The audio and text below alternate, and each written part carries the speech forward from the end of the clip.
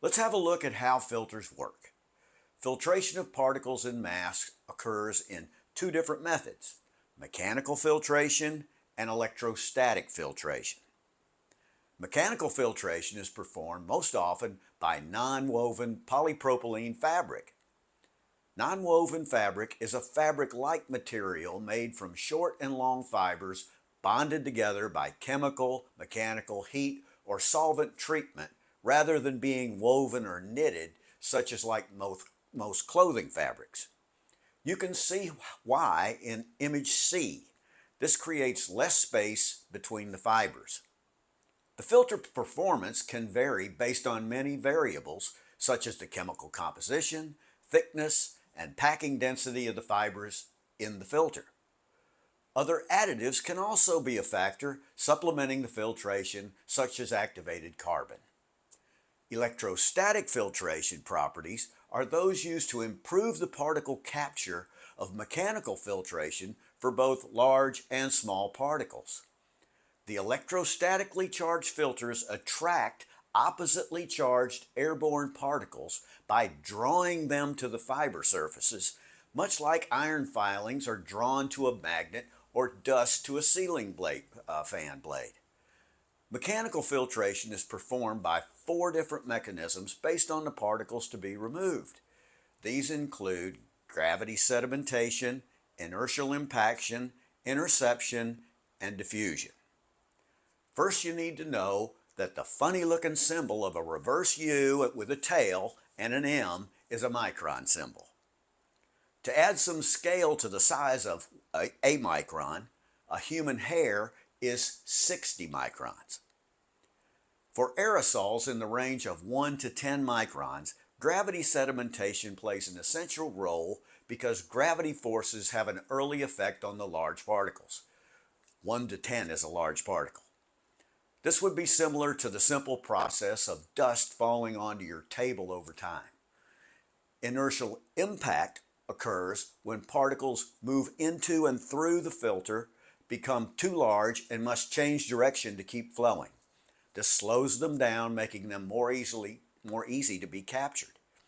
Instead of flowing through the filter material, the particles collide with the fibers and adhere to them. Particles of around 1 micron or greater may be effectively removed by inertial impact. Interception happens as smaller particles flow through the filter, causing an interaction between the particle and the filter material within 1 particle width of the filter fiber. This method is successful in extracting the smaller particles down to 0.6 micron. Diffusion is the final mechanical filtration process. Due to the velocity of many small particles in proximity, the particles are bouncing around inside the filter material. The abnormal motion of the particles raises the probability of them colliding with the fibers. This is the most effective mechanism, other than the electrostatic charge, for capturing the very small particles with sizes of less than 0.2 microns. The spaces between the filter fibers of a surgical mask or respirator are much larger than the sizes of bacterial viruses, respiratory aerosol droplets, and small air pollutants. So the filters are not able to block these small particles by means of mechanical filtration alone. An added electrostatic charge on the fibers plays an important role in intercepting aerosol droplets containing these bacterial viruses and dust particles with diameters of 0.1 microns.